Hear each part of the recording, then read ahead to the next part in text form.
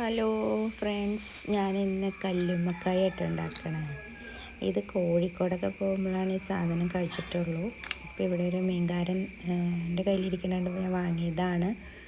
Kilo 200 രൂപ.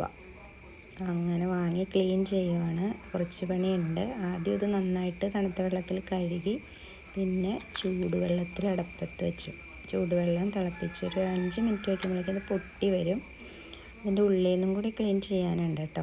കുറച്ച് ഭാഗത്ത് ഒരു കത്തി കൊണ്ട് ഒന്ന് വരഞ്ഞിട്ട് അതിൻ്റെ ഉള്ളിലുള്ള ഒരു ബ്ലാക്ക് കളറും കൂടി എടുത്ത് കളയണം.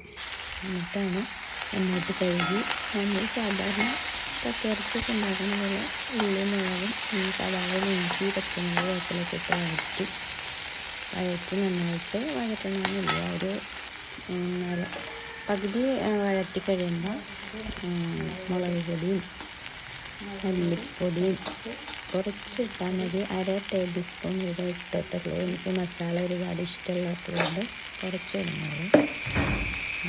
മല്ലി, മുളക്, മഞ്ഞൾപ്പൊടി, പിന്നെ കുറച്ച് കുരുമുളക് പൊടിയും കുറച്ച് ഗരം മസാല, ഒരു പിഞ്ച് എല്ലാം കൂടി ഇട്ട് ഇളക്കി യോജിപ്പിച്ചിട്ട് കല്ലുമ്മക്കായ അങ്ങോട്ട് കഴുകി വാരി വെച്ചിട്ടുണ്ട്. അതങ്ങോട്ട് യോജിപ്പിക്കണം. കുറച്ച് നേരം ഒരു 10-20 മിനിറ്റ് കഴിഞ്ഞ് വേവുള്ളൂ. കാരണം നമ്മൾ ചൂടുവെള്ളത്തിലിട്ടൊക്കെ പിന്നെ എടുക്കുന്നുണ്ട്. ഒരു 20 മിനിറ്റ് അടച്ച് വെച്ച് വേവിക്കുക. ഫ്രൈ ആക്കണമെങ്കിൽ ഇത് വെന്ത് കഴിയുമ്പോൾ വീണ്ടും നമ്മൾ ഫ്രൈ പാനിലിട്ടിട്ട് കുറച്ച് നേരം വഴറ്റിക്കൊണ്ടിരുന്ന ഫ്രൈ ആക്കിയിട്ട് ആവശ്യത്തിന് ഉപ്പ് ചേർത്ത് അടച്ച് വെച്ച് വേവിക്കുക. 20 മിനിറ്റ് വെന്തപ്പോഴേക്കും ഈ ടൈപ്പായി.